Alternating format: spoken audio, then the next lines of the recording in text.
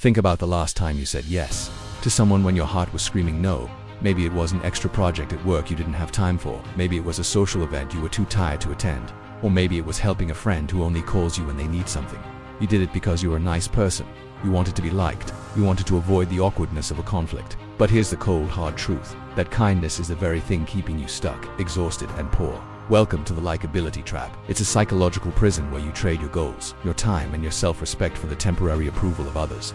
While you're busy making everyone else's life easier, you're making your own life impossible.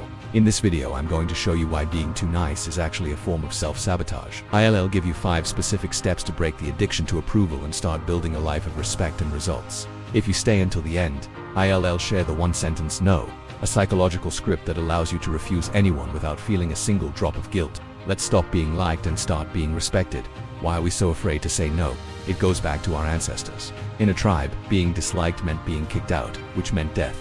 Our brains are wired to fear social rejection, like it's a physical threat. But in 2026, this instinct is working against you.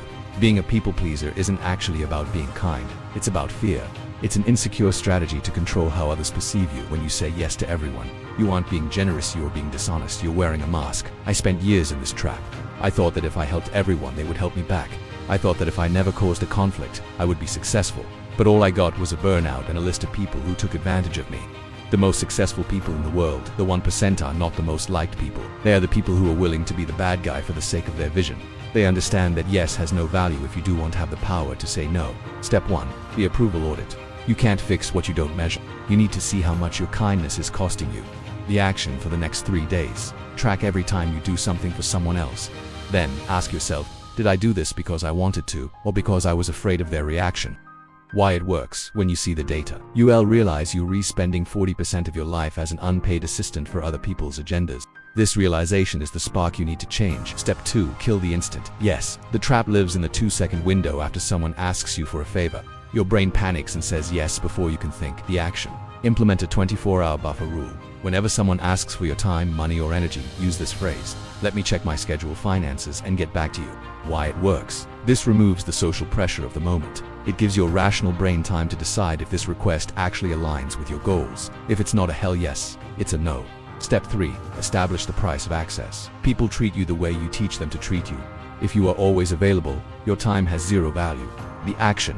Set blackout zones. Tell your colleagues and friends, I am unreachable from 8 a.m. to 1 p.m. for deep work. Do not apologize for it. Why it works. High-value people have boundaries. When you set a price for your access, people start to respect your time. Paradoxically, the less available you are, the more people value the time they do get with you. Step 4. Practice tactical conflict. Most people avoid conflict at all costs, but conflict is just a sign that two people have different priorities. If you never have conflict, it means you have no priorities. The action. Start small. Disagree with a minor opinion. Send back a dish at a restaurant if it's wrong. Say no to a small request without giving an excuse. Why it works. Conflict is a muscle. You need to train your nervous system to handle the discomfort of someone being slightly unhappy with you. You'll find that the world doesn't end when you stand your ground. Step 5. The vision over approval filter. The only way to stop caring about what everyone thinks is to care deeply about what you are building. The action. Write down your 3-year goal. Every time a request comes in, hold it up against that goal. Does this help me get there? If not, saying yes to them is saying no to your future self. Why it works. It's much easier to say no when you have a bigger yes burning inside you. Success requires a level of ruthlessness. You cannot build a cathedral if you constantly giving away your bricks to everyone who asks. I promised you the ultimate script. Here it is. When someone asks you for something you don't want to do, don't make up a lie. Don't give an excuse. Excuses just give them a way to negotiate. Just say, I can commit to this right now as it does align with my current priorities. That's it. It's polite, it's firm, and it's impossible to argue with. The moment you start using this, you'll feel a weight lift off your shoulders.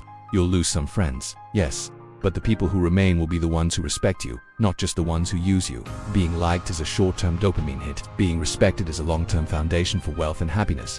You have a limited amount of time on this planet. Every yes you give to something trivial is a no to your dreams, your family, and your potential.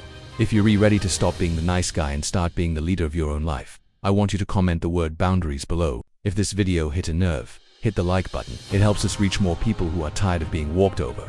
And if you're building a life based on results, not approval, subscribe now. Go out there, say no to something that doesn't matter, and say yes to your future. I'll see you in the next one.